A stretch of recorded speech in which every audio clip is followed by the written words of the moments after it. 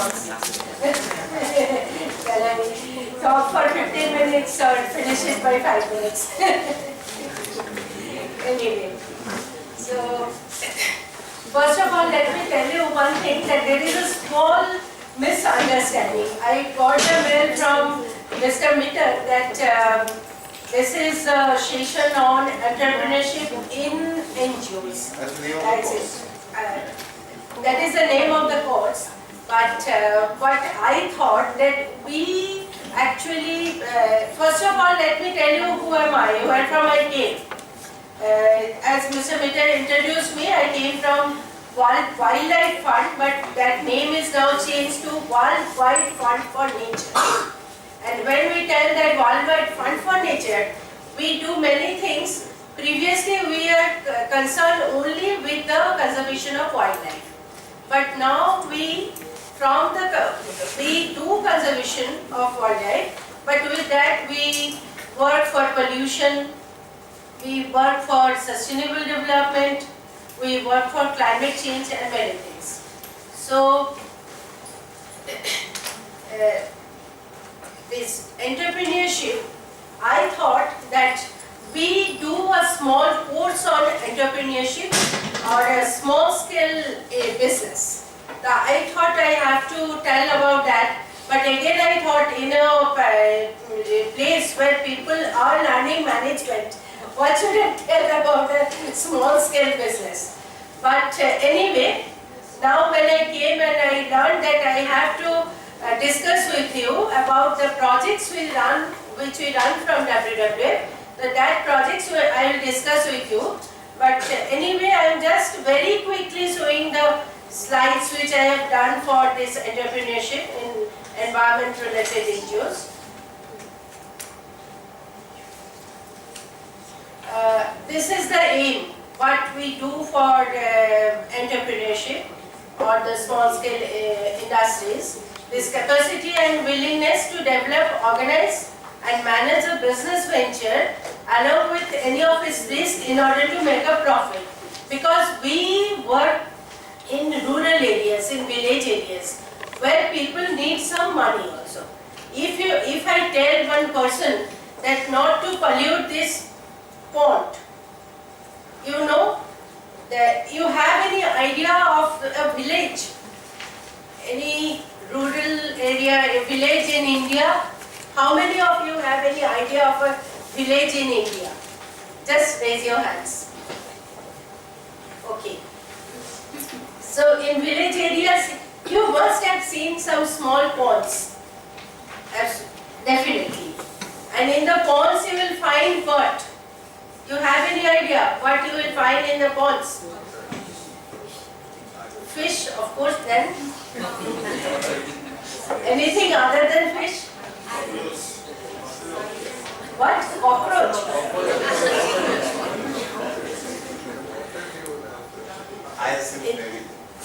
Hyacinth? Okay, hyacinth is something related to water. And anything not related to water? Buffaloes. Buffaloes also need water. In most of the villages in rural India, because I travel a lot in India and I have seen a lot of villages in India, and in most of the villages you find plastic bags which were not found at least 15 years back. In 15 years back you will find only hyacinths, even buffaloes in the village pond, but not plastic bags. But now if you just move through a village road, you will find plastic bags. The plastic is now invaded in the village rural life also. So if I tell a person in the village that you clean the plastics, you don't use the plastics, but why that person will listen to me? Why he will listen to me? Then I have to tell him, first, you do this thing, you do that thing, you will get some money, and when he earns some money, then I could tell him, Baba, you are earning this money when you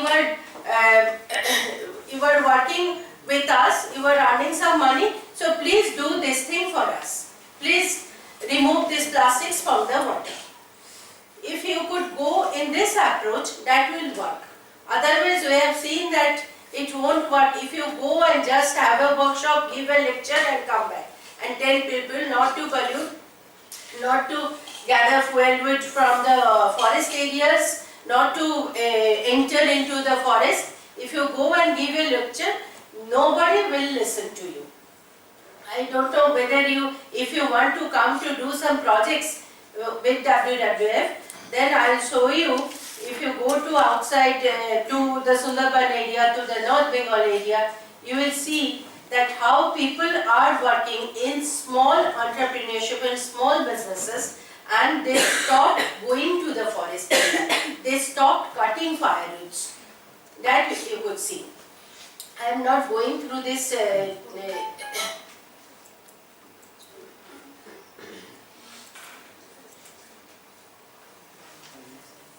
so I just want to discuss with you what WWF is doing. I am just those slides. I am not telling anything. This first of all, in WWF India, you know that it was World Wildlife Fund. It is famous for species conservation program.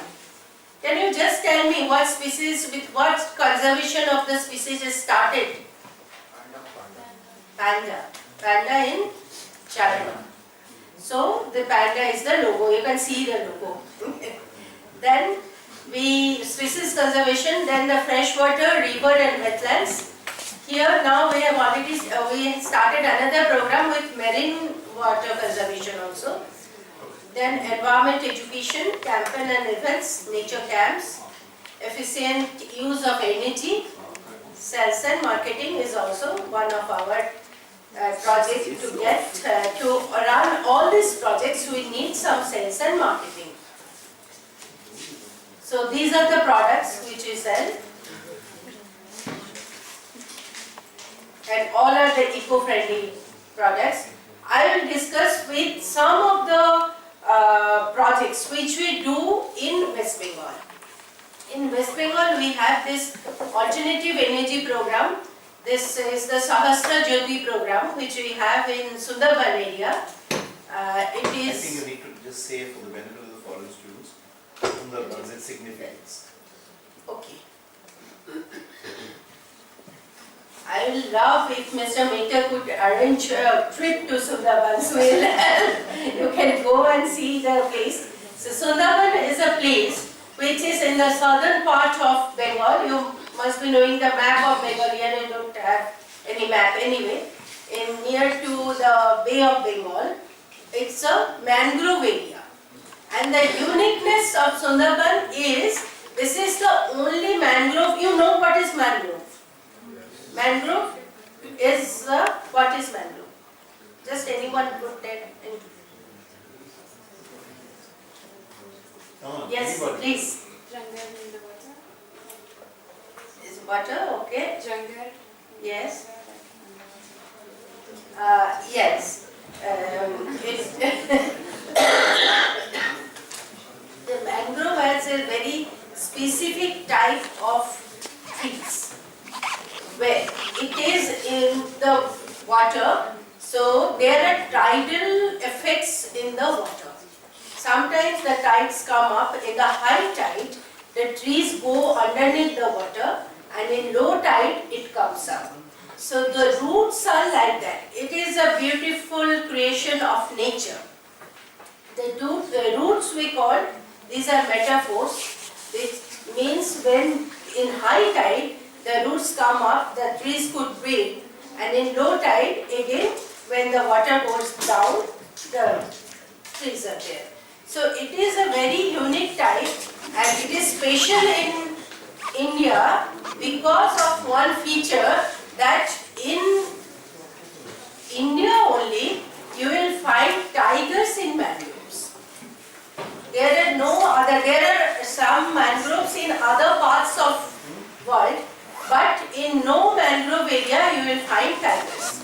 So that is the unique feature of Indian Sundarbans.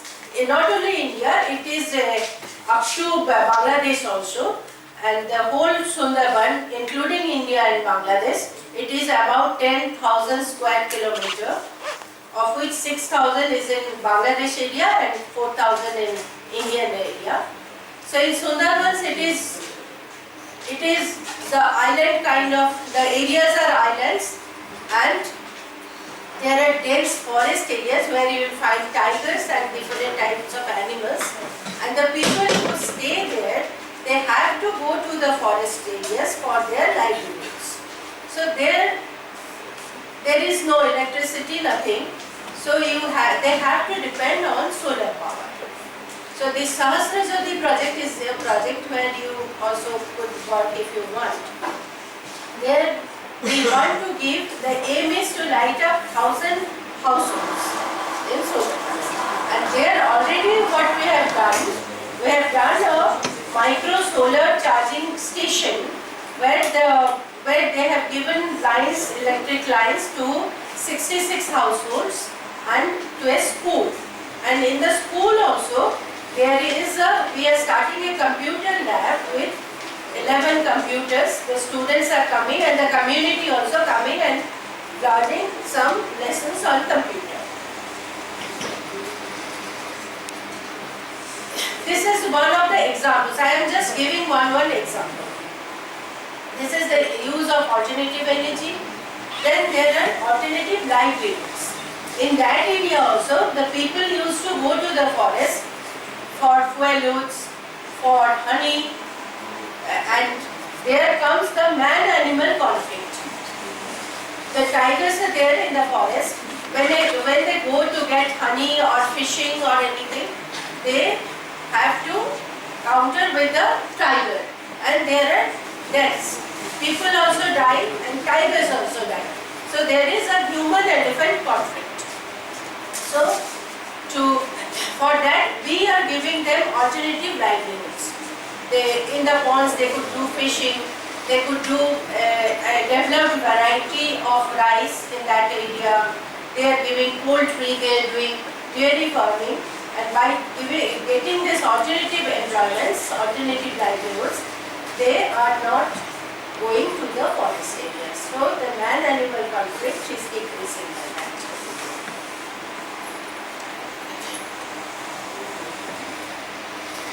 Next is sustainable agriculture.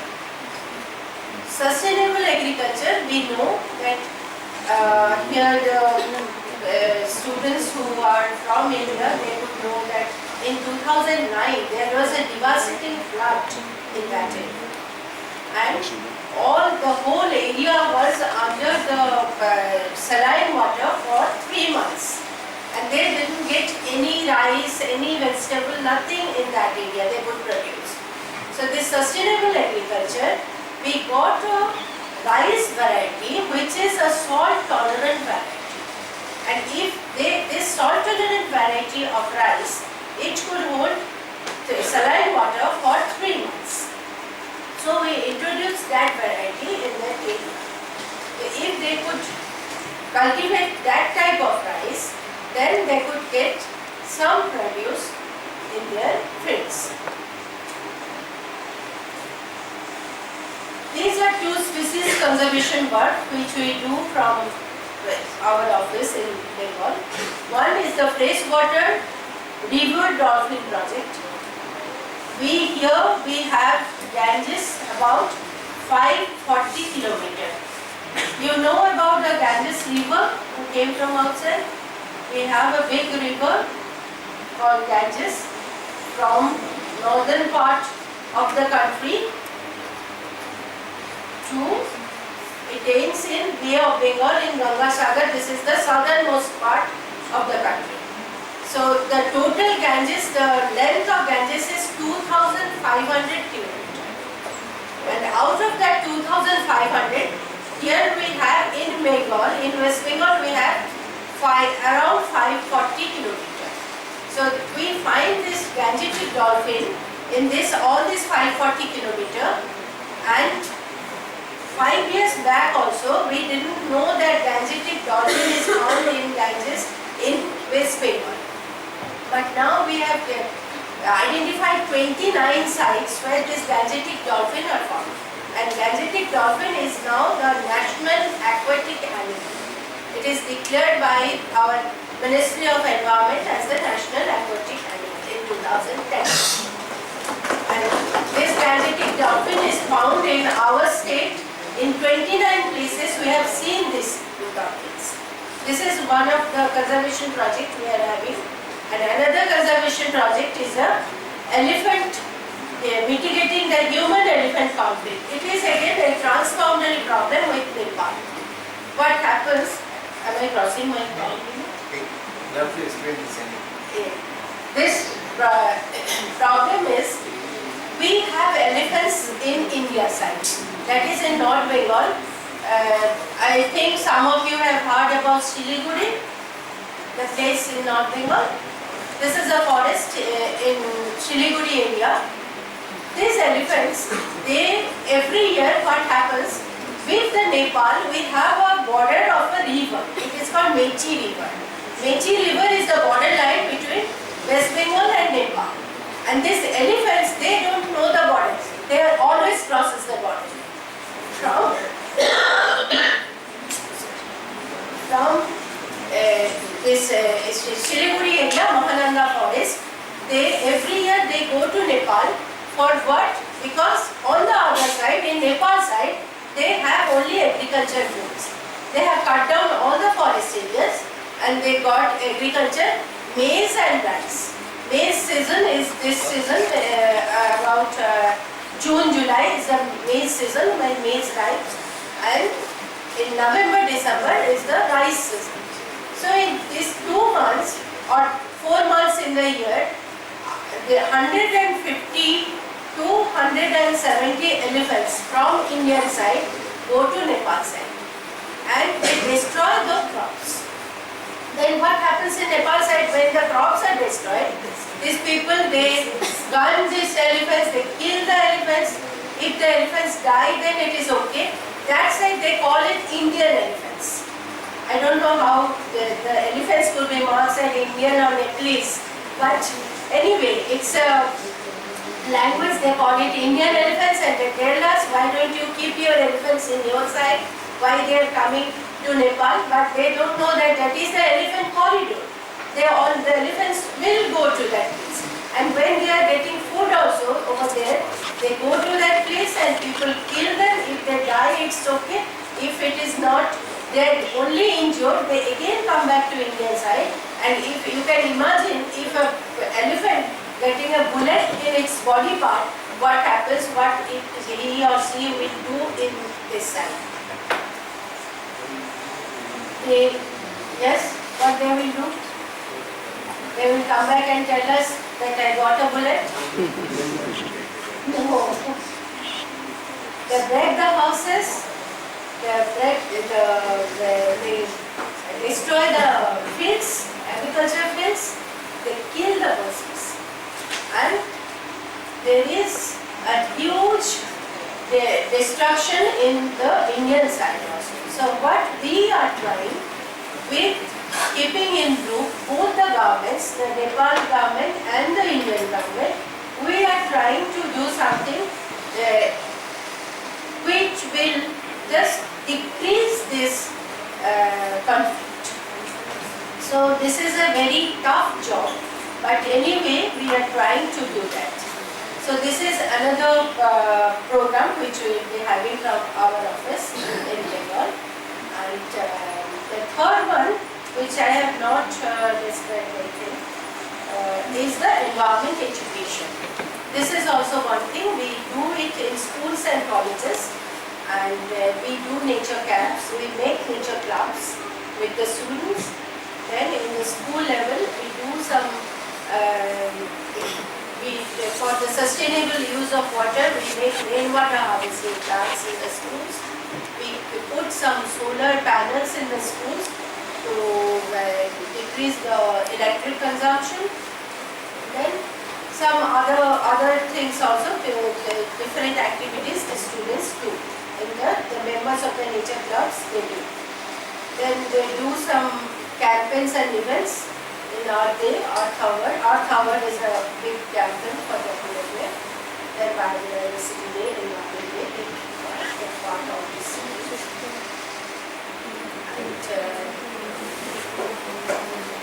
And I think these are some projects I discussed, and later. Some you have already given that we have uploaded on the course web. Yeah. So whoever wants to intern with you, they'll meet you after the After presentation. this. So, okay, thank you.